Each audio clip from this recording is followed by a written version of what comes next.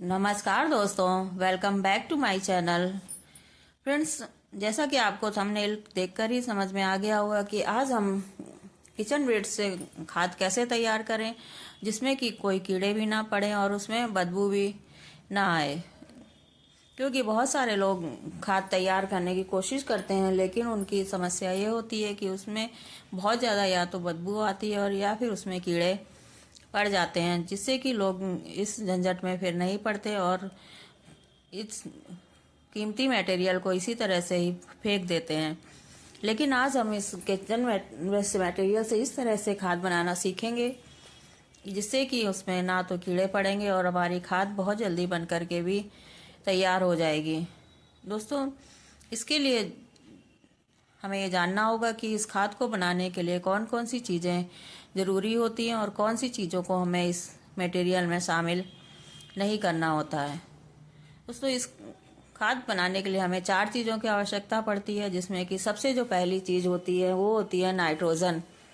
Nitrogen हमें इन हरी सब्जियों के छिलकों से और फलों के छिलकों से भरपूर मात्रा में मिल जाती है। इसके अलावा जो हम हरी घास की कटिंग करते हैं उसमें भी नाइट्रोजन की भरपूर मात्रा होती है। इसके अलावा हरे पत्तों में भी नाइट्रोजन पाया जाता है। इन सभी चीज़ों का इस्तेमाल हम अपने किचन वेस्ट में करते हैं, लेकिन पत्तों का इस्तेमाल हमें इसमें नहीं करना है, क्योंकि पत्तों को कंपोस्ट होने में बहुत ज़्यादा टाइम लग जाता है। दोस्तों, इसके अलावा जो दूसरी चीज़ होती है खाद बनाने के लिए महत्वपूर्ण, वो होती है कार्बन मटेरियल। कार्बन के लिए हम कई चीज़ों का इस्तेमाल कर सकते हैं, जिसमें पहला है राइस हस्क, दूसरा है ये गत्ते के टुकड़े। जो किसी भी जो हम सामान आता है उन गत्ते के टुकड़ों को हम इस कार्बन मटेरियल के रूप में इस्तेमाल कर सकते हैं। ये हमारे एक्सेस वाटर को, जो कि नाइट्रोजन वाली चीज़ों से निकलता है, वो इसको एब्जॉर्ब कर लेता है और हमारे खाद बनाने की प्रक्रिया को भी तेज कर देता है। दोस्तों, इसके अलावा कार्बन मटेरियल के रूप में हम लकड़ी के बुरादे का भी इस्तेमाल कर सकते हैं और जो भूसा जानवरों को खिलाया जाता है उसका इस्तेमाल भी हम कार्बन मटेरियल के रूप में कर सकते हैं। और तीसरी चीज़ जो हमें खाद बनाने के लिए आवश्यक होती है वो होती है ऑक्सीजन।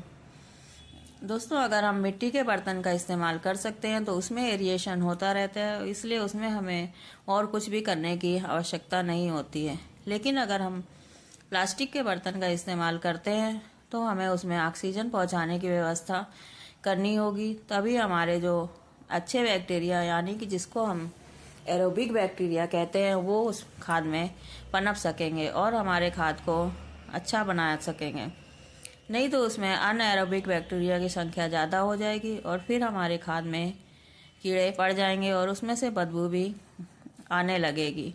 दोस्तों, एरोबिक बैक्टीरिया को जिंदा रहने के लिए ऑक्सीजन की ज़रूरत पड़ती है, इसलिए अगर आप प्लास्टिक का बर्तन इस्तेमाल करें तो उसमें कई सारे छेद अवश्य बना लें।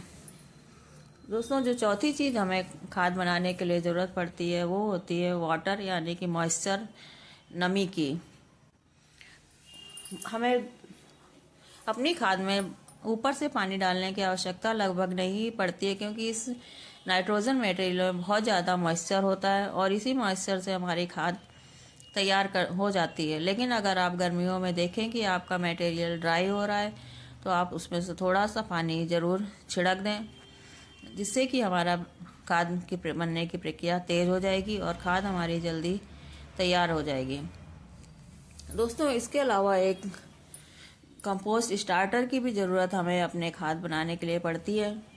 बाज़ार में बहुत तरह के कंपोस्ट स्टार्टर अवेलेबल है, लेकिन हम आज कोई बाज़ार के स्टार्टर का इस्तेमाल नहीं करेंगे और अपने घर में ही मिलने वाली चीज़ों से इस खाद को तैयार करेंगे।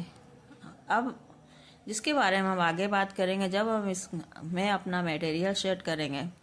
दोस्तों, आज मैं अपने इस घड़े में इस खाद को तैयार करने के लिए इसकी सेटिंग करने वाले हूँ। दोस्तों, और हमें अपनी खाद में जो जो चीज़ें नहीं डालनी है उसका भी ध्यान हमें अवश्य रखना पड़ेगा। सबसे पहले नाइट्रोजन के रूप में हमें इसमें पका हुआ खाना बिल्कुल भी नहीं डालना है, क्योंकि पके हुए खाने से इसमें दुर्गंध भी आने लगती है और इसमें कीड़े भी पैदा हो जाते हैं। इसके अलावा नॉन वेज मटेरियल भी हमें इसमें नहीं डालना है। दोस्तों, बहुत से लोग इसमें अंडे के छिलके डालते हैं, लेकिन अंडे के छिलके कंपोस्ट होने में बहुत टाइम लगाते हैं। और अगर आप अंडे के छिलकों का इस्तेमाल इसमें करना चाहते हैं तो आप उसको धो करके, सुखा करके और अच्छी तरह पीस करके ही इस्तेमाल करें। लेकिन अंडों के छिलके का इस्तेमाल करने से फिर हम इस खाद का इस्तेमाल अपने सभी तरह के पौधों में नहीं कर पाते हैं, क्योंकि हमें उन फूलों को फिर भगवान जी को चढ़ाना भी होता है। दोस्तों, इसके अलावा सिट्रस छिलके यानी कि खट्टे छिलकों का इस्तेमाल भी हमें अपने इस खाद में बिल्कुल भी नहीं करना है। आप चाहें, क्योंकि खट्टे छिलकों से बैक्टीरिया पनपने की स्पीड धीमी हो जाती है और इसमें बैक्टीरिया देर में पनप पाते हैं, जिससे कि हमारी कंपोस्टिंग में ज़्यादा टाइम लग जाता है। इसके अलावा गार्डन के सूखे पत्तों का इस्तेमाल भी हमें कार्बन मटेरियल के रूप में नहीं करना है, क्योंकि इसमें भी वही बात होती है कि पत्ते बहुत ज़्यादा टाइम लेते हैं कंपोस्ट होने में। अगर आप पत्तों की खाद बनाना चाहते हैं और आपके गार्डन में बहुत ज़्यादा पत्ते गिरते हैं तो आप उनके लिए अलग से कंपोस्ट तैयार कर लें, जिसको भी हम लीफ कंपोस्ट कहते हैं, क्योंकि लीफ कंपोस्ट बनने में कम से कम 1 साल का टाइम लग जाता है और किचन वेस्ट से खाद हमारी जल्दी बन करके तैयार हो जाती है। दोस्तों, अगर आपको वीडियो थोड़ा सा भी अच्छा लगे तो प्लीज़ वीडियो को लाइक एंड शेयर करें और चैनल को सब्सक्राइब करें। और इस किचन वेस्ट से खाद बनने में सर्दियों में इसमें 4 से 5 महीने का समय लगता है और गर्मियों में 2.5 से 3 महीने में ये खाद तैयार हो जाती है। दोस्तों, हम इस घड़े में अपने इस मटेरियल को सेट कर लेते हैं। इसके लिए सबसे पहले हम इसमें जो डालेंगे वो है राइस हस्क, जो कि हमारे इस एक्सेस वाटर, नाइट्रोजन से निकलने वाले एक्सेस वाटर को एब्जॉर्ब कर लेगा और ये कार्बन मटेरियल का काम करेगा। उसके बाद हम इसमें 1 लेयर इस किचन वेस्ट की डालेंगे और इसको अच्छी तरह से दबा दबा करके भर लेंगे। दोस्तों, इसके बाद जो हम कंपोस्ट स्टार्टर के रूप में जो चीज़ डालेंगे वो है ये जो हमारे किचन वेस्ट से बनी हुई ये खाद है, जिसको कि छान करके अलग कर लिया है। दोस्तों, ये खाद इसी घड़े से निकली हुई है और इसको 1 मुट्ठी खाद हम इसमें ऊपर से बिछा देंगे। इसके अलावा आप कंपोस्ट स्टार्टर के रूप में जो चीज़ का इस्तेमाल कर सकते हैं वो है ये दही या फिर मट्ठा। आप इन दोनों में से किसी एक चीज़ का इस्तेमाल भी अपने कंपोस्ट को जल्दी तैयार करने में कर सकते हैं। और तीसरी चीज़ जो है वो है जैगरी यानी कि गुड़। इससे भी ये भी एक कंपोस्ट स्टार्टर के रूप में काम करता है और हमारे खाद में जल्दी से बैक्टीरिया पनपने देता है। इसके बाद एक बार फिर से हम इस कार्बन मटेरियल के लेयर डाल देंगे और उसके बाद फिर से इस किचन वेस्ट को डाल देंगे। दोस्तों, इस तरह से हम बारी बारी से एक ड्राई मटेरियल और एक गीला मटेरियल डालते हुए फिर उसके बाद 1 लेयर कंपोस्ट स्टार्टर की डालते हुए इस तरह से अपना जो भी बर्तन आपने लिया है उसको पूरा भर लेंगे। दोस्तों, कंपोस्ट स्टार्टर के रूप में आप गोबर की खाद का इस्तेमाल कर सकते हैं। इसके अलावा वर्मी कंपोस्ट का इस्तेमाल भी आप कर सकते हैं। इन सभी चीज़ों को लेयर बनाते हुए हम अपने बर्तन को भर लेंगे और इसको आपको 10-15 दिन में किसी भी लकड़ी की सहायता से थोड़ा सा हिलाते रहना है और ऊपर नीचे करते रहना है, जिससे कि ये मटेरियल जल्दी से डिज़ोल्व हो जाएगा।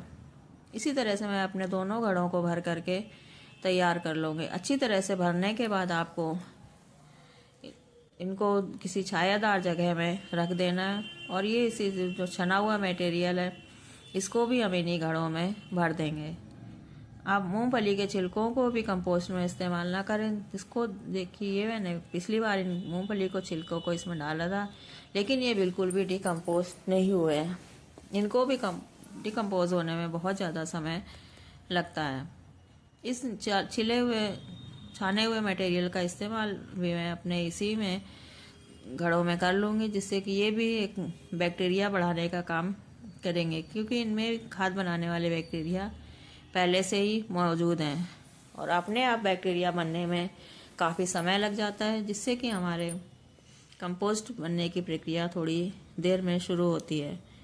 फ्रेंड्स, आशा है आपको ये जानकारी अच्छी लगी होगी। वीडियो देखने के लिए आपका बहुत बहुत धन्यवाद। Thanks for watching. नमस्कार।